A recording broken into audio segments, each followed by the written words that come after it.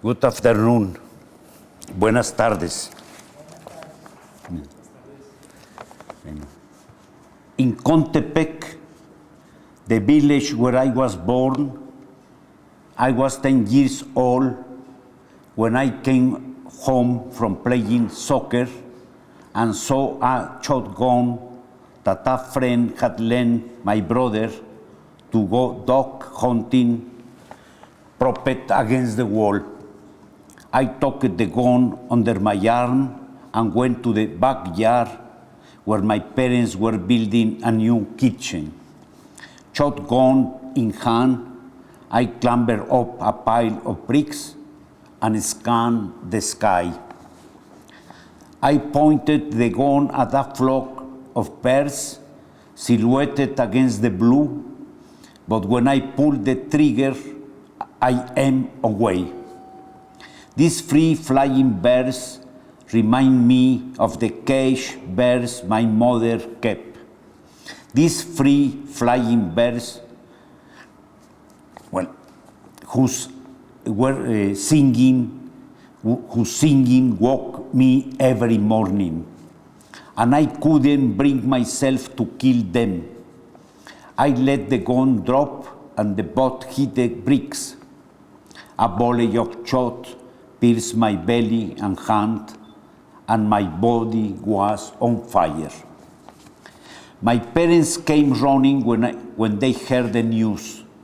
They bundled me into Contepec's only taxi, and we drove to the nearest town. Luckily for me, the local doctor was out, probably on a drinking spree. 8 hours passed before we reached the city of Toluca.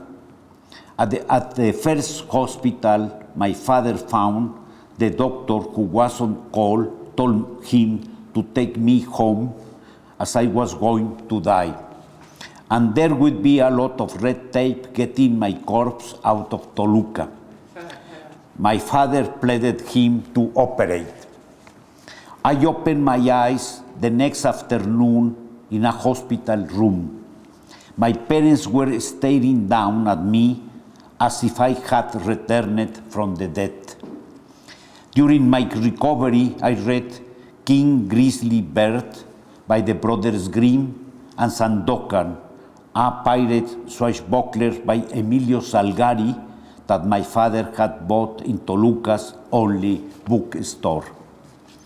19 days later, it was changed Homero, someone who had seen the face of death, who returned to Contepec.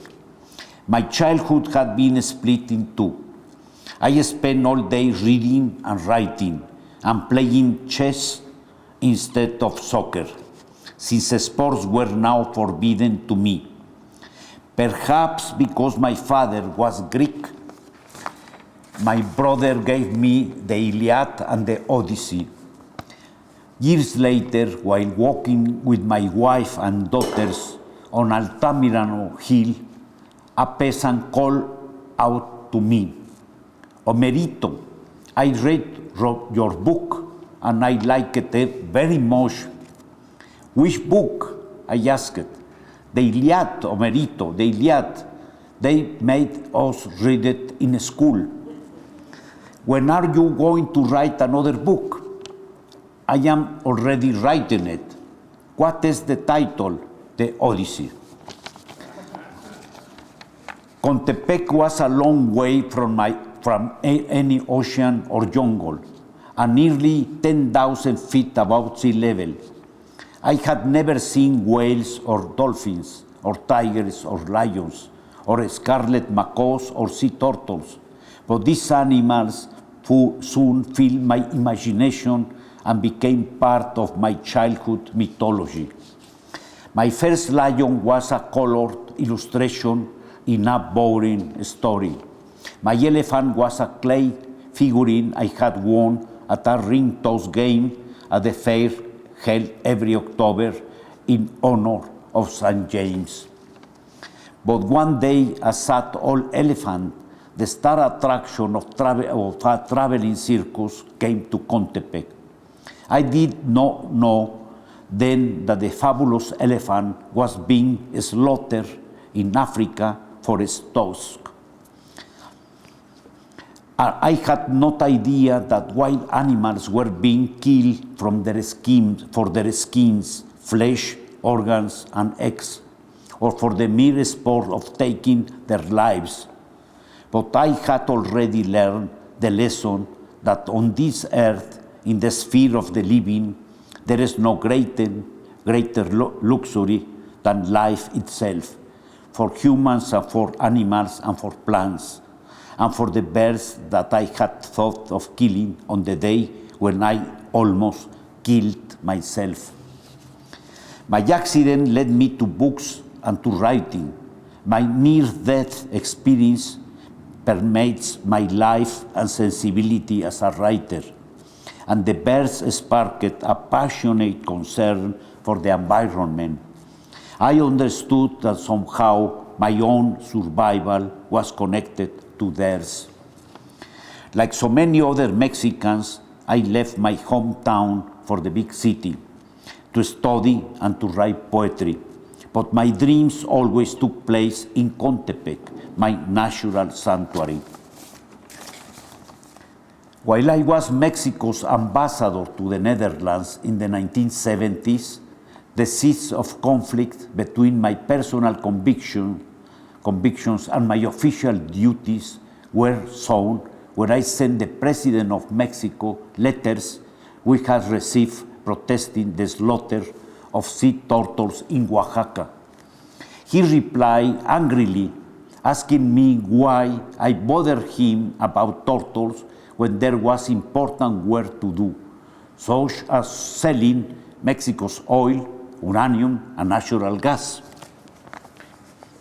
A few years later, I moved back to Mexico. One smoky day in February 1985, a philosopher friend wrote to a newspaper complaining about the pollution. I knew no one would pay attention to one small voice, but I thought that if many of us denounce Mexico City's deadly air pollution, we stood a chance of being heard.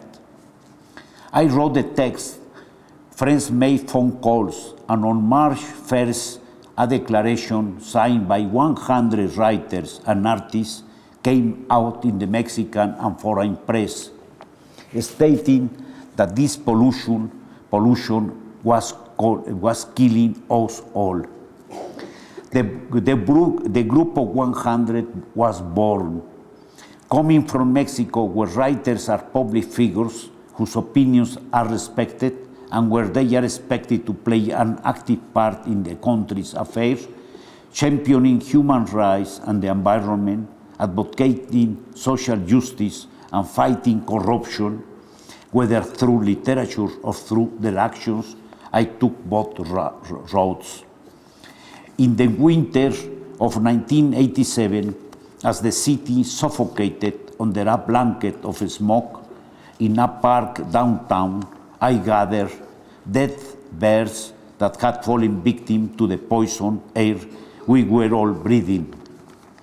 We compelled the government to publish daily reports of air pollution levels and to remove lead from gasoline. Thanks to us, a program was started called Hoy No Circula, Don't Drive Today.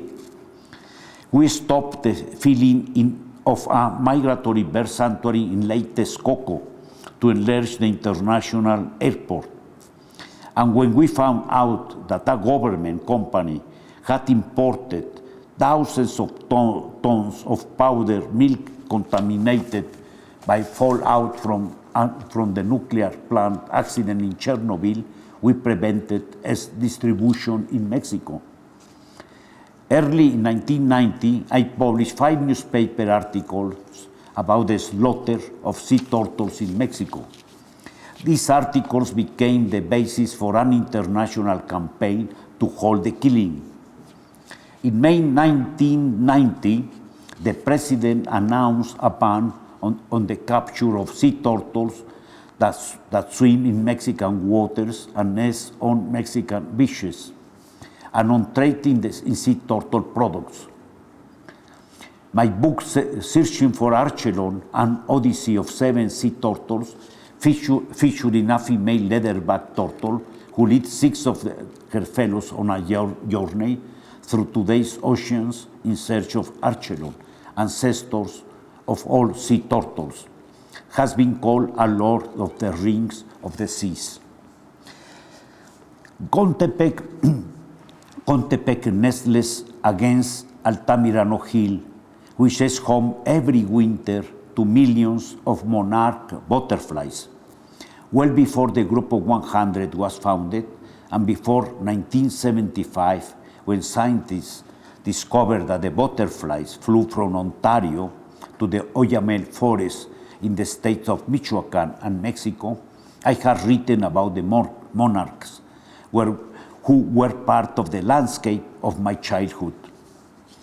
After I moved away, I would return every year to climb the mountain, and during these visits I learned about logging and fires on Altamirano Hill and at the other monarch sites. In 1986, I convinced the President of Mexico to protect the monarch butterfly forest, including Altamirano Hill. In 2008, as Mexico's ambassador to UNESCO, I was able to get the monarch butterfly biosphere reserve listed as a World Heritage Site. Now the monarch survival depends to a certain extent on the drug traffickers who operate in the state of Michoacan. My novel Butterfly Mountain was inspired by the monarch.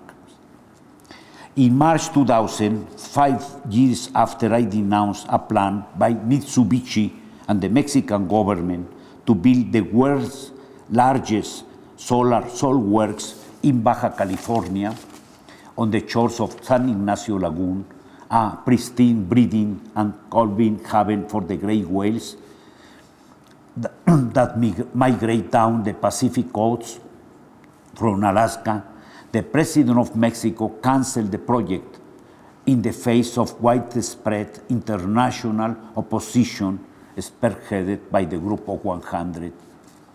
As leader of the Group of 100, I have often felt like Sisyphus or Cassandra or Don Quixote.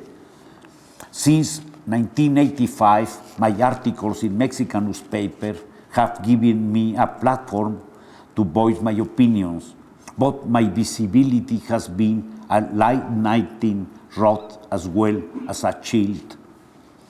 Over the years, I made many enemies, and I received death threats for defending dolphins from tuna fishermen, denouncing loggers, and stopping dams from being built on the Usumacinta River that would have meant flooding 500 square miles of the Lacandon rainforest and Mayan ruins and displacing indigenous communities. In 1997, the threats made to me and my family were serious enough for me to accept full-time bodyguards who shadow us everywhere for a year.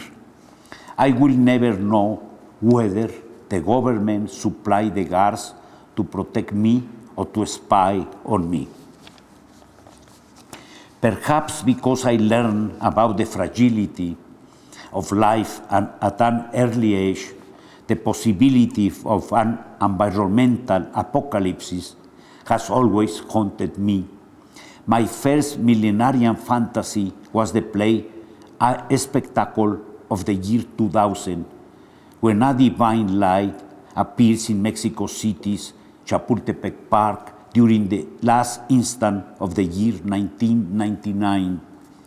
Next, I wrote The Last Adam, a reversal of Genesis, in which all creation is destroyed in 6 days, and the last man and woman join in a final coupling on earth.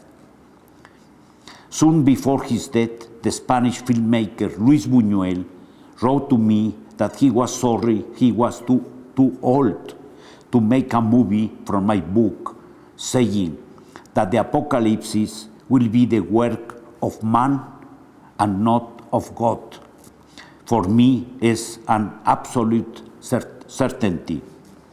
The final installment of my apocalyptic trilogy is the play The Grand Theater at the End of the World, an imagining of the world in six acts when the world no longer exists. Constant immersion in the grim reality of Mexico City inspired me to write The Legend of the Sons, La Leyenda de los Soles, a mythological environmental thriller and mosaic of daily life in Mexico City in the year 2027.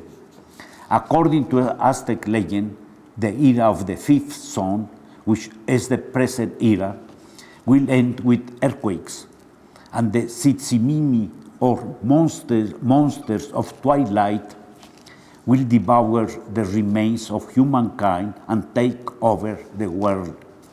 The companion piece to the Legend of the Sun is Who Do You Think About When You Make Love?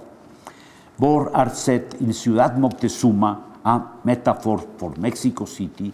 When you live in Mexico City, you know that myths can come true.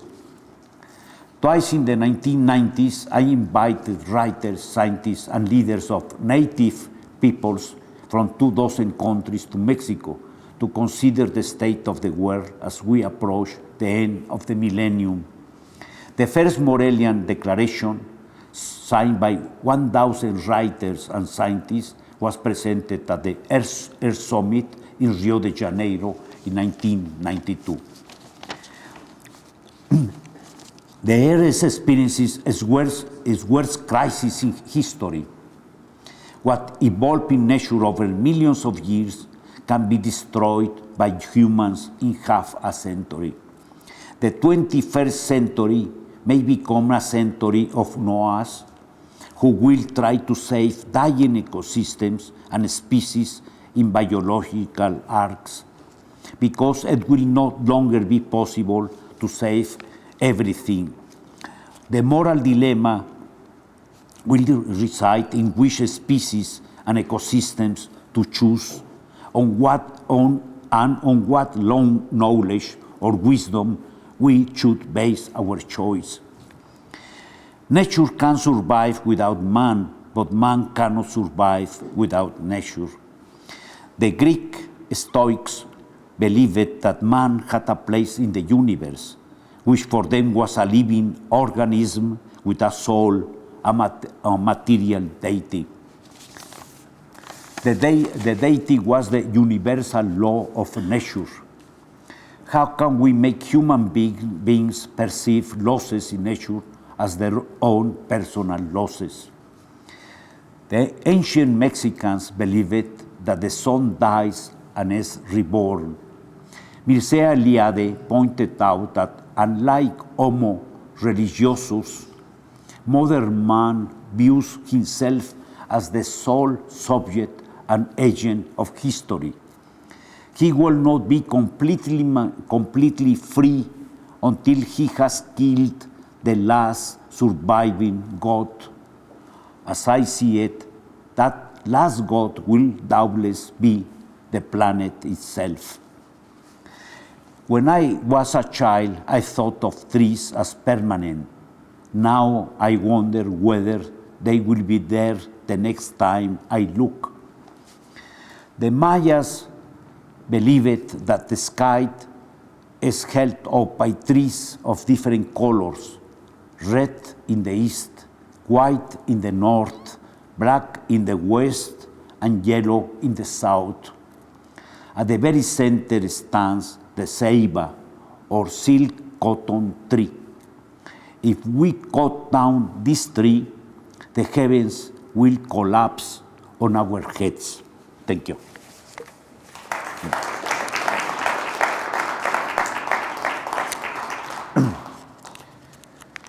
Well, now I don't know if you have any questions or what.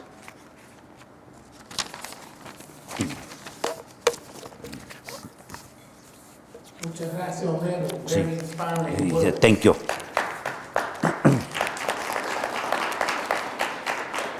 We'll be happy to answer any questions you may have. Anybody care to ask them anything? Sure.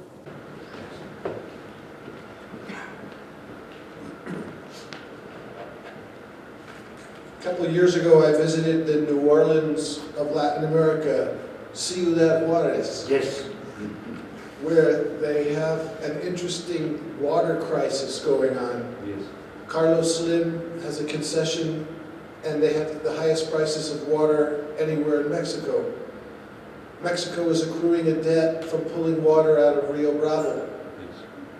Can you talk about the situation? You've helped improve the air quality in Mexico City. What about the water crisis in Mexico, and are there any positive signs we can look for? Well, it's a very difficult question because the problem is very difficult. Myself, I was saying that I was born in Contepec, a little village in the center of central Mexico, and there was no water. The peasants have to transport the water from far away to their houses every day. It's something called maromas, something on the back and booklets on both sides, and or on themselves on the back or in burros.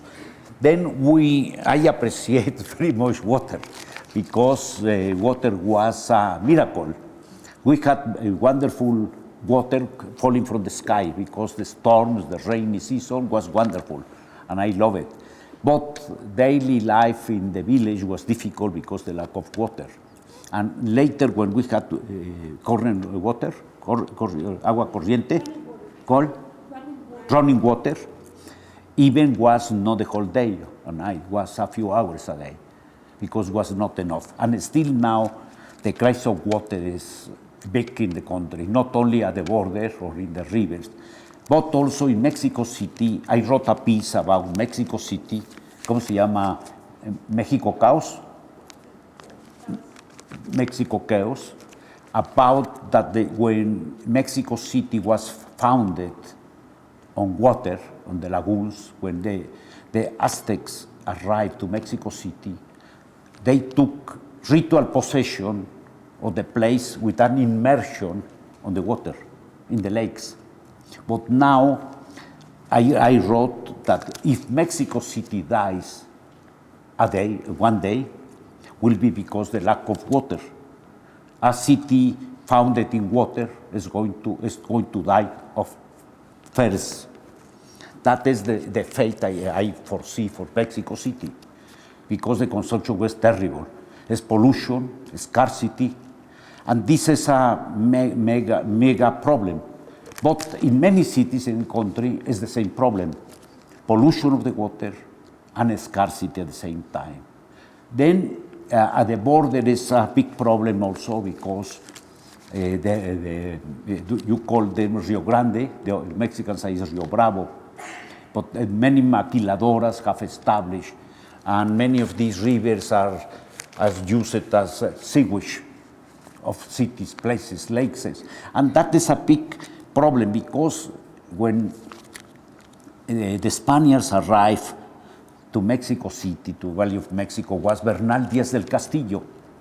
And they saw Mexico City as a city of wonder, because it was like almost a fantastic city, dreamed by these Amadis, the fabulous knights in the Middle Ages that arrived to a fantastic city. But that the Spaniards began to dry Mexico City, the channels. First for military reasons, because the Spaniards the Aztecs used the canales, the channels, to transport themselves, because many streets in Mexico waterways.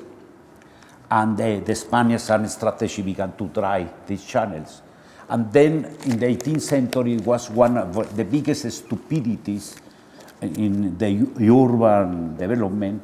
There was some engineer called Enrico Martinez who dried up the Texcoco lake. And they consider this stupidity a great work of engineering. Alexander von Humboldt, when he came to Mexico, he said, oh, I don't know why the Mexican authorities celebrate the drying of this lake. It's the most stupid things I have seen in my life. Did you say Alexander? Von Humboldt. Humboldt. He was a German explorer, very important, because he came to Mexico and went to Colombia. He traveled along, as he was like among the geographies, like the Darwin for the Galapagos and all this. But his writings about Latin America of the end of 18th and beginning of the 19th century were really extremely useful still now, because he was very intelligent man, geographer, but also ecologist avant la lettre. He had this conserved by the environment already. He went to the volcanoes, to everywhere. He was a great traveler. I recommend you his writings, Alexander von Humboldt. Well, that is the case. But for me, when I travel in Mexico City, in the Mexican cities, in the interior, the north or the south, the central cities, I see the same problem. They don't understand the politicians, they don't understand the importance of water. And even a Mexican mayor called Cuauhtémoc Cárdenas, who was elected mayor, when I had a talk with him when he was coming into office, I said to him, the only thing important you can do for Mexico City is to recollection of rainwater and recycling the water. He didn't understand. And we have the same problem. The Humboldt Current of the Pacific Ocean was named after Alexander Humboldt. Yeah. Any other questions for our distinguished guest? Mi tocayo, my namesake, Arturo. Gracias, tocayo. Voy a hacerle la pregunta en español primero para entendernos mejor y después la hago en inglés para que todos lo entiendan, ¿ok? Muy bien. Las drogas es una guerra global. La lucha en México es sumamente intensa. ¿Qué papel juega el periodismo en esa guerra hoy día? Now I'm going to make it in English so that everybody can understand what I ask. Drugs is a global war and is very fearful in Mexico at this moment. And my question to you is, being a journalist also as well as a poet, what role is journalism playing in Mexico right in the middle of this fierce war? Bueno, primero le contesto en español y luego en inglés. Los periodistas juegan un papel muy importante porque arriesgan la vida y en general son muy útiles en el interior del país, en las ciudades de la provincia y en los pueblos. El problema es que son asesinados. Tenemos casi cada mes hay 1 o 2 asesinatos de periodistas nunca investigados porque las autoridades están coludidas con los criminales, con los llamados narcos. Entonces son perseguidos por los políticos y por los narcos, porque es casi estar luchando contra la misma banda. Y las víctimas son los periodistas, porque son los que denuncian localmente la corrupción. Entonces estamos encontrando víctimas muy a menudo de periodistas y también de defensores del medio ambiente, campesinos, indígenas que defienden su ecosistema, su laguna, su río, se oponen a proyectos de desarrollo, son asesinados también. Y son asesinados también por políticos en el poder y por narcos, ya no sabemos quién asesina a quién. I am saying to him that the journalists are playing in Mexico a very important role, but the problem is that sometimes the journalists are killed after writing an article investigating about the corruption case or a killing, and never the killings are never investigated, prosecuted. They are lost in el olvido. And also we are suffering another problem, that is the killing of environmentalists, especially indigenous, peasants, local people who defend an ecosystem, oppose a project of development, pollution of a river, a lake, installation of electrical plants, all that they are killed, or opposing the building of dams, and never they are investigated. We are suffering really epidemic of killings of journalists and environmentalists in Mexico, and every day is worse. Okay. Sadly, corruption is rampant all over the globe. Yes, exactly. Yes. We have time for another question. Anybody care to ask our distinguished guest? Bienvenido a Denver, mucho gusto. Gracias. La pregunta que tenía yo es sobre el capitalismo y la gente indígena, por ejemplo, yo lo que he estado viendo en Michoacán, de donde soy, y también en Oaxaca, donde viajo mucho, el capitalismo que está entrando, la gente indígena se está peleando con el capitalismo y proteger sus tierras. ¿Cómo ve? Well, I have a aphorism, a sentence, I like to repeat it in Mexico all the time, that in order you finish with extreme poverty, you have to finish first with obscene richness. Yes. O sea, en español lo digo, para acabar con la pobreza extrema, primero hay que acabar con la riqueza obscena. And we see in Mexico extremes of richness and extremes of poverty. You sometimes, I must to say it, I would like to vomit when I see rich people have this richness, but the billions and billions and billions of dollars, not 1 million, 2 million, 500 millions, but 100 billions or 150 billions. They declare richness.